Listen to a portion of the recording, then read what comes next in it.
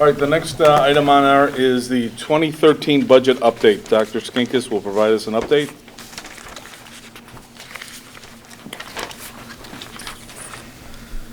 Okay, so first of all, we conducted 4 public sessions with community members, parents, feeder parents. We spoke at each of the feeder schools' PTOs or PTA meetings. We did Gross, Hauser, and Comaric. So I'd like to first of all begin by thanking their PTOs or PTAs, some use different ones, for letting us attend their meetings and to present the budgeting process that we're in right now and how we're looking to approach that budget. Overall, they were very well attended. We received a lot of positive feedback just from community members on taking the time to come out and speak to the community and to the PTOs and some of the feeder schools. We provided an email address at all those meetings where people can ask questions or provide feedback and concerns to the district administration and to the board. Right now we've received a total of 20 emails. 18 were mostly comments and concerns, and 2 were questions. The 2 emails that had questions, either myself, Pam, or Tim responded to those people individually. The one of the committee or the community meetings that we held at the Patrons Council had a lot of representation from current parents and current parents, or parents who last year supported or were working with the district on the referendum. We fielded a lot of questions at the Patrons Council meeting, and a lot of towards what is the overall vision of the board and where is the overall, where is the district going in regards to how we're going to address the revenue side of the budget deficit. That group in particular lived through the cuts last year, so they were not caught off guard or surprised or that we'll have to look at cutting teachers, we'll have to look at cutting extracurriculars, we'll have to change ways that we do business here. Their primary questions that they were directing to me, and that some I was able to respond to, and then some I told that I would relay back to the board, dealt a lot with, okay, well, knowing what we're knowing and knowing that these cuts are short-term, not long-term, when is the board going to talk about the revenue side of the budgeting process, and how are we going to address the revenue shortfalls that we're facing? And I told them, as a superintendent right now, 6 months on the job, my job with the board right now is to address as many financial issues as we can, which we bring up on a monthly basis of things that we're looking at doing differently or approaching differently, and that the goal right now would be as close to build a budget for next year as close to balancing the budget as possible. As soon as that is completed, as soon as maybe this spring or definitely this summer, we need to then start talking as a group of how are we going to address revenues, if not sooner than that. But at that time, I was not able to answer the question. I did not want to speak on behalf of the board. But that is some feedback that they, multiple questions came up, and I wanted to share back with the board, as I told them I would at the next public meeting. Administrative contracts tonight, as we sent out that budget calendar at the last meeting, and we talked about it at the PTO meetings and the Patrons Council meetings with I'll just refer to those as the community meetings. One of the first steps in the process is finalizing administrative contracts. So tonight, in closed session, we'll finalize administrative contracts for next school year. It's my recommendation to the board that the administration, all the administrators, non-bargaining administrators that are not part of the bargaining unit, take a pay freeze for the 2012-2013 school year. This will be a budget reduction of anywhere between $15,000 to $17,000, with a projection of about a 2.5% raise. So no raises for the administration would be my recommendation. Also, in closed session, we will need to discuss the exempt employees' contracts or salaries for next school year. These are all the support staff that are not part of the bargaining unit, that in the past have received the same pay increases as the bargaining support staff. So, or the bargaining unit support staff. So we would need to talk about their salaries tonight in closed session. Other projected salary increases for next year. The teachers are at 5.5% or 491,000. Support staff was about 3.5% or 43,000. Aides are at teachers' aides or support aides are 3.5% or 16,000. And the stipends that are in the contract are projected to increase by 2.5% or 24,000. So between administration, teachers, support staff, aides, stipends, it's about 600,000 in projected increases right now. The administration will take a freeze on that for next year. The other ones are bargaining, are collective bargaining agreements, so we have to be prepared to, when we build our budget, account for those. The administrative structure, this is another thing as we worked on administrative contracts that Pam and I looked at in regards to cost savings and cost analysis. Pam and I have developed an alternative administrative structure for next year that would not fund the department chairs and instead hire 3 content coordinators, and that would provide the district an initial cost savings between $130,000 and $155,000. Now, our first choice would not be to do this alternative method, but to keep the current method in place, whether our current financial situation, fill the assistant principal vacancy with 1 person, and then hopefully in the next contract be able to renegotiate the department chair position so that it becomes an expenditure that the district can manage, because that is probably the most effective way to have people in the actual content areas working directly with the administration on curriculum development, instruction development, curriculum design. But that being said, if we had to go as far to get an additional $130,000, we do have an alternative plan in place. But there's also other things driving that beside cost, right? Such as? New regulations. Well, yes. That's why I'm saying we would weather the storm here for a year that we have remaining on the collective bargaining agreement, because with Senate Bill 7 and PARA, the expectation is that non-collective bargaining staff would be doing the formal and summative evaluations on the staff. So that would alter the duties of the department chairs, which is why that's an expense we need to look at if we can manage that for 1 more year and then try to renegotiate that in the contract, taking that into account. So thank you for bringing that up. Staffing, Pam and I will provide some additional data later in the agenda when we bring forward the classes under 20 students that we would like to recommend the board run next year. At this point, we have identified 10.5 FTEs or certified staff that we can reduce next year while maintaining a 30-to-1 classroom average in regular classrooms, 26-to-1 in lab classrooms, and 40-to-1 in band and PE classrooms. This was all done without limiting students on the number of credits they can take. But we are at a point to where we are staffed to, there's no really any flexibility. So at this point in time, we've identified with those targets that we can reduce by about 10.5 certified staff. However, pending on the mobility in the summer of students moving out, students moving in, once we get through registration, the board does need to be prepared that in August, the Personnel Council and myself will be coming forward and a few additional sections we need to add to account for those transfers in, their transfers out. But taking it to 10.5 right now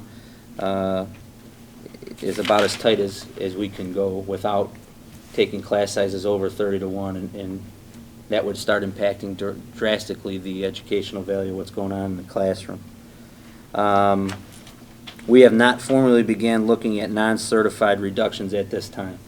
So the 10.5 reductions in certified staff would produce about $1 million in reductions in salaries and benefits. And like I said, we have not formally begun looking at non-certified reductions. At the committee of the whole, we'll be better prepared to discuss the FTE reductions, because we're going to bring some classes tonight later in the agenda that are under 20. And what I'm hoping in the next 2 weeks to 3 weeks, Pam can run the master schedule once or twice, and then we'll be able to identify if there's any significant conflicts that will impact that 10.5. What should happen if there's significant conflicts, if anything, would be another section or two we could reduce by, but the scheduling of the way we're trying to approach that is we think we should be able to account so that 10.5 should be pretty accurate of what we can reduce. And also at the Committee of the Whole in February, the board will get an update on, or an introduction on possible reductions to the extracurricular programs and pay to participate numbers and fees for next year, with some ideas that we're generating now and putting together for the board. And then we'll also provide an initial draft of non-certified reductions. Now, just to remind you that based on the budget calendar we put together and we shared with the community, the first thing that you need to address under school code is the certified staffing. Those teachers need to be notified 45 and 60 days before the end of the year. So that would be our first meeting of March. So the first goal would be to try to address certified staffing. Then in April, we would address extracurriculars and non-certified staffing. And then in May, once we're closer to finishing up the fiscal year or the actuals for the fiscal year, we would bring forth any other stipends or areas we think we can reduce so that in June we can produce a tentative budget for the board. So that is the initial update on the budget for 2012-13 school year. Any questions for Kevin?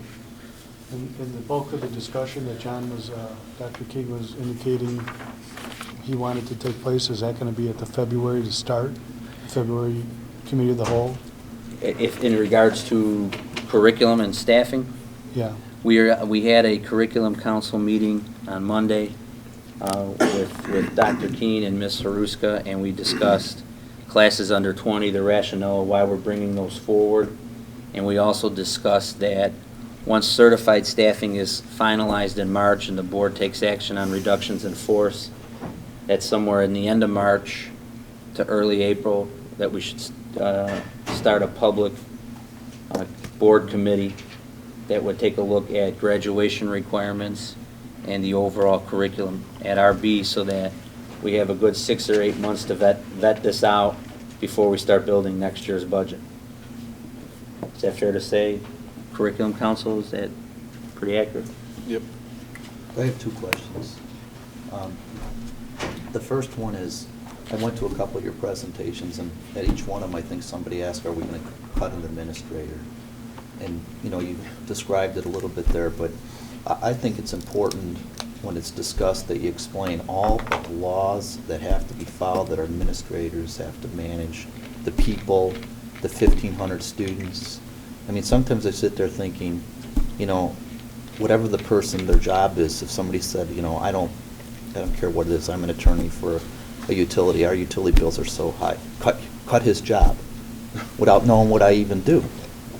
I mean, I have a concern of whether we have the administration to comply with all the rules already. So I would like you to see if you can put a little color on that so people, so it's not just a nebulous, they're administrators, we don't need them kind of comment that you hear. Well, I'm sorry. Do you want me to respond to that, or? Well, you can do it now or later. Okay. It's up to you. I don't know I don't want to take the time if we don't have time today, but I think Okay. it's got to be addressed. Okay. We got to educate the community. It's easy to say cut an administrator, but there's, you know, 10,000 rules and laws you have to follow to run a school, and every problem we have, and that's who does all of it.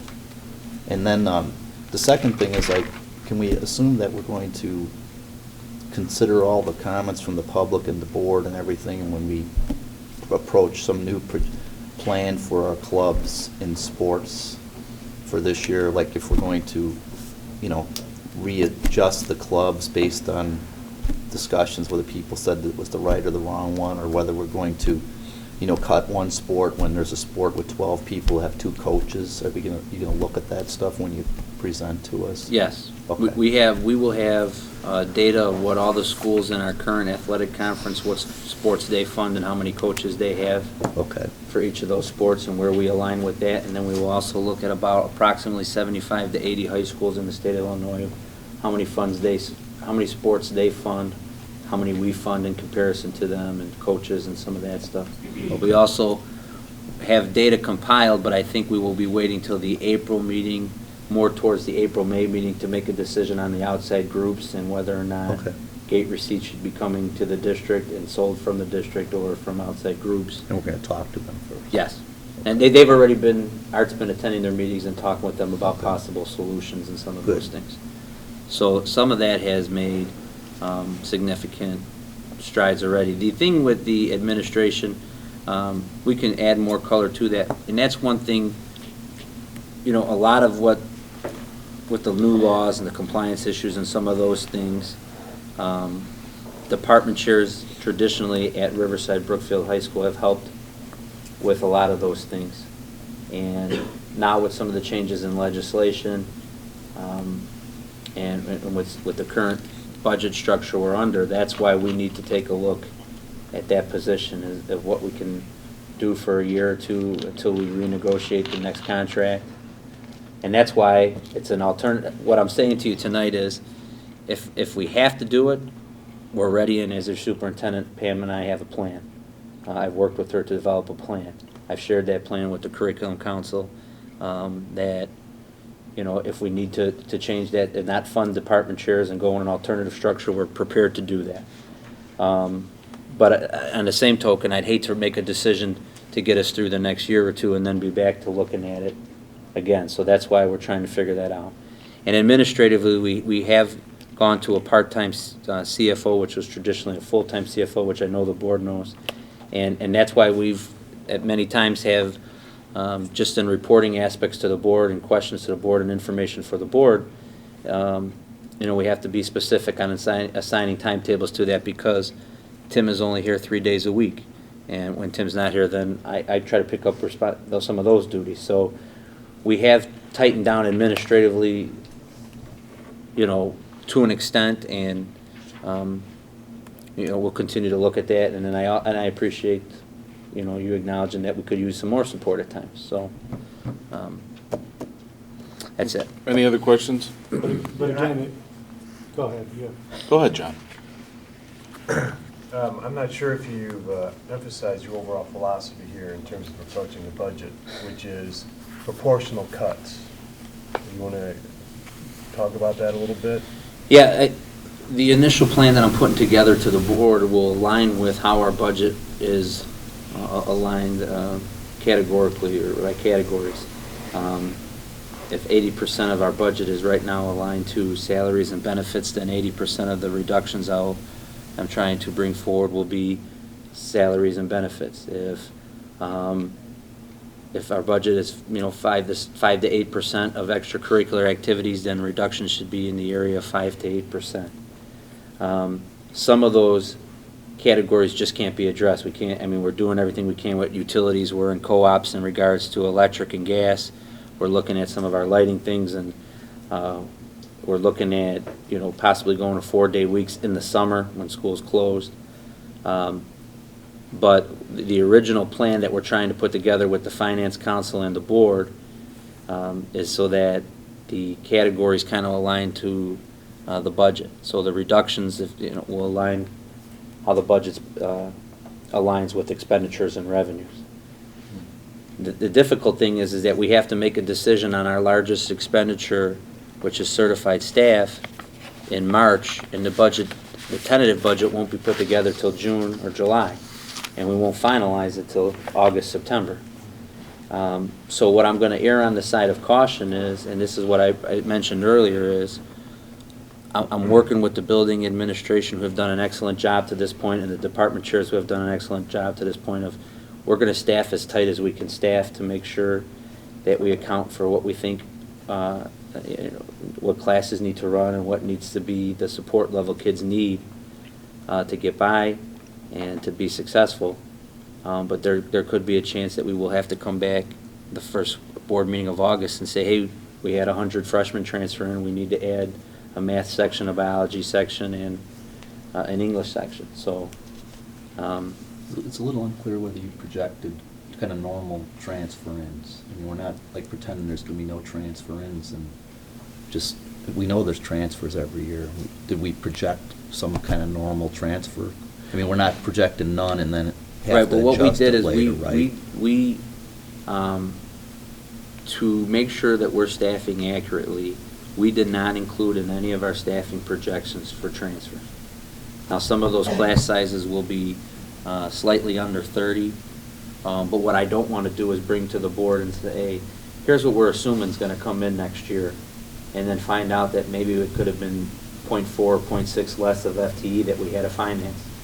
So what I'd rather do is, when you're doing staffing, the conservative way to approach that is to staff tightly now in March, and then implement the recall process that's in a collective bargaining agreement if you find out that you need a additional section. There is You mean- that data there, though. Yeah, but didn't you even like? like do the minimum? What's the minimum number we had of transfers in the last 5 years and figure that that's going to happen? Transfers in or transfers out, The net, yeah. something. But I mean, we know there's But going I to be would think change. Kevin's saying is, he is going to budget for the lowest, you can always, or not budget, but to plan to, I heard what he said. person, right? I'm And then asking always, what- you can always add the person back. I- Now, we're gonna budget, right? Could be something different. I heard what he said, and my problem is, we're gonna let a staff member or two go. We know, I think in the numbers showed us before, it's always been an increase, the net, Right. and then know that we're gonna have to hire one or two people back next year. It doesn't make sense. It But sort then of depends on what they're gonna take. Yeah. Yeah. So Right, that's- so that's why I don't want to guess. But is it on the other side of the coin then, that where you had budgeted a FTE, and it winds up being significantly less, but because we didn't, we have to Right. keep that person there? That's where we got into some issues this year, is Right. when the administration brought their staffing forward last year prior to running the master schedule, and then we ended up with, the 30 or 40 classes that were under 20 students. But the difference this year is you guys told us you really looked at it, you're eliminating classes under 20, you've done a lot of mechanics that cut the fat out. So you did that, and you're assuming we're not gonna have transfer-ins, and the numbers you showed us before, there's a net transfer into our school, there has been for several years. So if you hadn't done the first step, I could see taking a chance at the second one, but if you've done the kind of analysis you've said you've done, and cut it to the bone, and you know we're gonna transfer people in, it seems kind of counterintuitive to then assume we're not gonna transfer and to let some teacher go and hope they're gonna be available in August when the transfer-ins come. I think we'll be okay, because I think we'll have some staff that are not full 1.0s that will add an additional section on. And with the current financial status of the district, I don't want to make projections of something that I can't accurately predict in March or February. I mean, we could look at projections and say, hey, on the average, we've gotten 50 to 75 transfer-ins. But will they be all freshmen and I need to add math, English, and biology, or will they be more upperclassmen?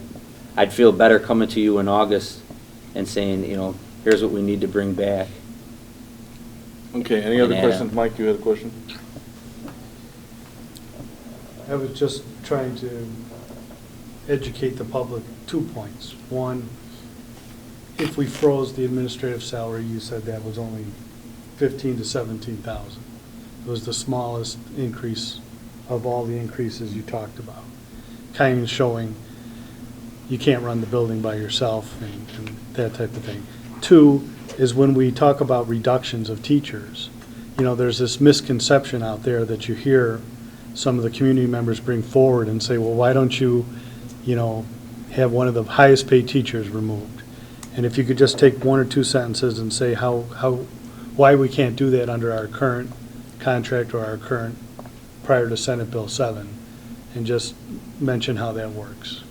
The way the staffing allocations work in the school district is tied into the collective bargaining agreement, where people are awarded years of service for seniority.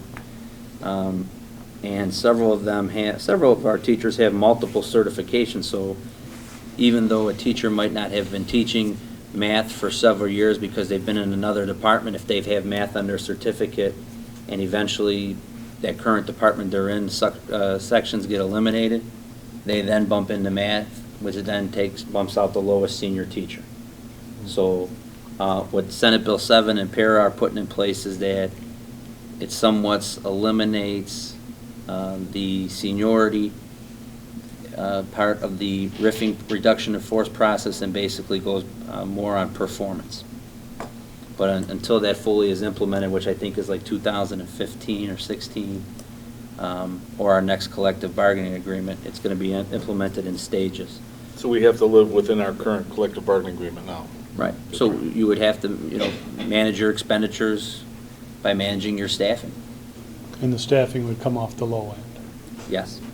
Which usually means more, More people More people. for same amount of dollars. yes. I thought you'd put a little more color on that. I don't want people to get the impression there's some problem with our highest paid teachers. They've just been teaching long, which means maybe they're all good teachers. Absolutely. And even under the new system, But you they get hear, evaluated. you hear a call out there and the teachers will No, tell I you understand that, but I don't, again, we don't want the staff to give the impression because somebody makes more money, they're not a good teacher. I mean, probably we know a lot of them are very good teachers. I don't think anybody said that. I think they explained the reason why, how staff reductions occurred with this current bargaining contract we have right now. Any other questions? I do. I mean, Yeah. Tim's got a good point. I mean, if the community has to understand, if we have really good teachers, you're getting really value for our money, there's nothing wrong with that. On the other hand, I think we have a really good opportunity here we're discussing sports and clubs. I think last year the board or administration philosophy was sort of, well, let's try to maintain our comprehensive approach to things. I think we need to change sort of that perspective and sort of transform how we're thinking. And we have a good opportunity with that, with the athletics. Sort of focus on what we've decided as a community we're going to fund and sort of make that decision, not having a comprehensive approach, but doing the things we traditionally or what other schools are doing in our conference.